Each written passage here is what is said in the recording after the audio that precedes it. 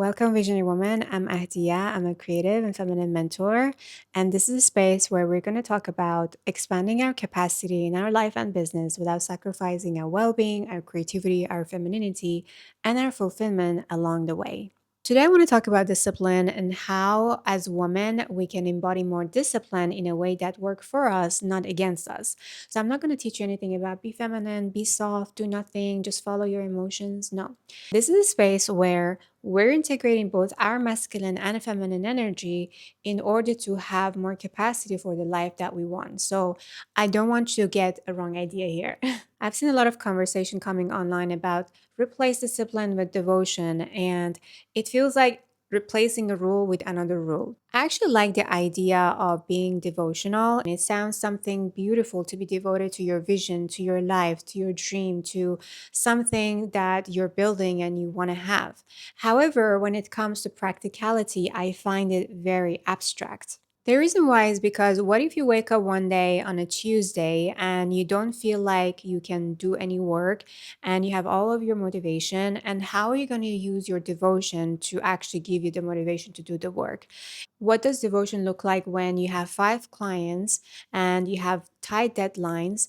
At the same time, how are you going to bring your devotion into that space, right? It's really beautiful to say, I'm devoted to my vision. But what does it actually tell you to do today? How are you going to be a devotional person and achieve your dreams? So, today I'm going to talk about how we can navigate that. This is really important to understand that we don't need to ditch discipline and replace it with something else. We all need discipline. We just need to create conditions for our feminine body, for ourselves, in order to stay disciplined in a way that works for our nervous system. I feel like the concept of discipline itself has become a form of self abandonment for women. We feel like we have to force things, we have to make things happen, we just have to keep going. Just don't feel your emotion and just keep going. But I feel like we're missing the aspect of what does it look like for a highly sensitive, ambitious, busy woman like you and I who have to get things done. At the same time, you don't want to feel like you're abandoning yourself, your health, your energy to get things done, right? I want you to understand that we have understood discipline in the wrong way. We think that if we need to be disciplined, that we have to force ourselves. But if I want to wake up at 6 a.m., then I have to get up at 6 a.m. and get things done. If I want to lose weight, I have to go to the gym 5 times a day to lose weight. But along all of this way, we're forcing ourselves because we feel like if we're not that, then we're not worthy of anything else. Then we take it personally and self sabotage, and we go through this looping cycle of constantly starting over, goal after goal, and still feel like the whole year has passed and we barely have scratched the surface or we haven't really reached the destination we want to go. So here's what I want you to do instead. Instead of thinking I need to be disciplined or devotional, think about who do I need to become to achieve this goal? Who do I need to become to be visible? Who do I need to become to lose 10 kilos? Who do I need to become to make 10K, 20K per month while working less hours and not feel guilty? The question is, who do I need to become to have what I want? Because if you use the concept of discipline as a way of forcing yourself to get there, it might give you the result that you want at some point, but there will be a point where you're going to feel so disconnected from yourself. But when you think about who do you need to become to embody that, that's the missing link between who you are and where you want to be. And discipline can only get you to a certain degree, but your identity and who you perceive yourself to be is highly important. And when I talk about identity, I don't mean identity to fake who you are, pretend to be really confident, courageous person. It's really about who you are willing to be, to act, to do in order to achieve the thing. And the other part is that embodiment comes from being clear about your boundaries, about your yeses, your nos. It's about knowing your values and then taking action from that based on that roadmap that you have about yourself. It's your blueprint. This is why discipline becomes easier. And from that place, create an environment or you put yourself in an environment where it supports your vision. And that's where you can create systems where you can achieve your goal and desire with more ease, with more alignment. And that's where discipline is going to work for you, not against you. By the way, I'm not reading from any script. I'm just looking at the camera and I want to make sure that I talk about all the topics that I want to talk about. And also, I look at my notes because sometimes I get distracted and sidetracked. But this is part of my evolution because I'm embodying someone who is comfortable being seen, someone who is capable of delivering the message that I want to convey. And a year ago, I was not able to do that. I was so scared to be seen on the camera, to talk and do all the things that I'm doing now. So if a year or 2 years ago you were telling me that I'll be doing this, having a personal brand, making content online, I'll be like, you're lying. That's just not my reality. So, but this is a result of me taking accountability of my future and create an environment for myself where I'm able to do that. Right now, I'm in my own villa, living on my own, having my space, and also surrounding myself with people that truly expand me and I expand them as well because everything is an exchange of energy. And it's amazing and I teach my clients how to create that alignment for themselves.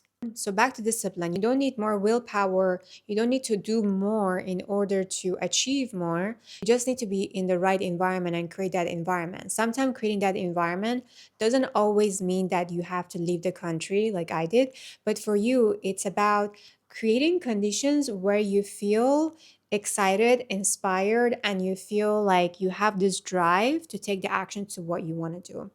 Let's say for me, I used to hate walking. I don't like walking, especially walking on treadmill is something I don't like to do. But once I went to Europe this summer and we were walking a lot in Italy, and I noticed how much I enjoyed it and my body felt better, I felt leaner, it clicked something in my head that I'm like, actually, it started to like walking because I noticed how much my body starts to shift and feel better and look better. So now I'm that in Bali and it's not easy to walk around because there's no like, pedestrian walking spaces. But when I go to the gym, I walk on treadmill for 1 hour reading my Kindle. I don't look at my phone as much because it makes me overstimulated. And I create a condition for myself where I feel like the time passes so fast while I read a book. And I also get my cardio done in a healthy way that my body can get leaner. If I were to approach in a disciplined way, be like, I have to be disciplined, I have to do this to lose weight, it's going to work against me because as human beings, we're wired for pleasure. We're wired to survive. We're wired to not like bad things and pressure. We don't want to do things that we don't enjoy. So you have to create condition where you enjoy it, where you look forward to it. So now that I look forward to have a beautiful body that I love to look at, I create a condition where I enjoy doing that, right? If I were to approach it from devotional way, I'm devoted to my body, it's a temple and everything, it still doesn't entice me. I'm sorry, I'm a high achiever, I'm practical, I'm like, let's get to the point, let's get things done.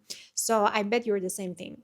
So when you create an environment where discipline becomes easier, that's how you build consistency and momentum. Because consistency doesn't mean you do the same thing every day. It doesn't mean you do have the to-do list every single day. If you do that, I bet you're overwhelmed and you're demotivated and you go through a cycle of not feeling motivated. So this is how we're going to fix that, okay? When you're disciplined and you have that environment, you create consistency based on your energy. So as a woman, we go through different cycles. We have cycles where we have high energy, we have a few weeks where we're low energy. You need to make your calendar to work with your body. For the days that you have higher energy, you work with projects and tasks that you can invest into energetically, and for low energy days you do things like planning, preparing, learning, educating yourself, doing admin work, financial tracking, and all of these things, right? And when you schedule that in your calendar and take action in a way that works with your energy, not against it, that's how you build momentum. Maybe in the first few weeks you don't get it right or you don't really understand what I'm saying. Once you start working with your feminine energy, how to manage your feminine energy, and you use your masculine energy to support you, that's when becoming consistent and taking consistent action becomes easier. Consistency doesn't mean you do the same thing every day. It means you are creating momentum and tasks for yourself that you do repeatedly over a period of time. Let's say if I'm making content, I like for Instagram, I batch create once a month, 30 content for 30 days. And that's my consistency. Once batch create once a month, every month. Not every day, not every single day, not every week. Sometimes if I feel inspiration, I would. But that's what works for me. I scheduled YouTube videos 2 times per month, so every fortnightly. And that's my consistency. So maybe you see my content is going out consistently every day on social media is because I schedule them ahead of time. So it looks consistent on the outside on social media, but the way I operate consistently is way different. I hope you get the idea. When you create this system of discipline and consistency that works for your energy level, that's how you create more capacity. That's how your container, your nervous system can expand. I notice when I used to be in my past relationship and I see other men running their businesses and they do the same thing, they just hustle. It's just their testosterone. That's how they get drive and energy. Whereas for women, it doesn't work that way because we're not wired for hunting all the time. We're wired for resting, for communicating. And right now, as modern women, a lot of us have to be independent, make our own money, ambitious. We have things to do, we have responsibilities. So we can work like a man. We can, but it's going to at some point drain us. And that's why a lot of women go through the cycle of demotivation. They want to burn their businesses down and they just feel so overstimulated and over capacity. But when you understand how to create a system and consistency that work for your energy type, that's how you expand your capacity and it becomes so much easier. And this is to show that you don't have to choose between being successful and feminine. Success doesn't mean we have to follow what the society tell us to be. There's gonna be when you start off, you're gonna feel like you're in survival. You have to like push your way through. But once your nervous system have adopted and feel like this is not the right way, that I don't want to operate anymore, that's when you know you have to work with your energy and not against it. And when you have that capacity, that's why consistency, staying disciplined, working with your femininity, success, and actually attracting and holding things in your body nervous system becomes much more easier. As someone who grew up in an Afghan household, I've always been a high achiever. I'm the oldest child. I've always tried to save everyone, tried to please everyone, and I achieved so much in my life that resting felt like it was a guilt for me. But now in a place where I don't feel guilty for resting, I know what I need to do each day, and I also help my clients to find their own alignment and energy type and create that system for their nervous system. And if it's something that you need help with, I would love to support you. And you can book an expansion call with me down below. I hope you found this video valuable. I would love for you to like, comment, and subscribe. And also share if you have listened to this podcast. If you have learned anything, I would love to know. DM me. Until the next episode, I send you so much love.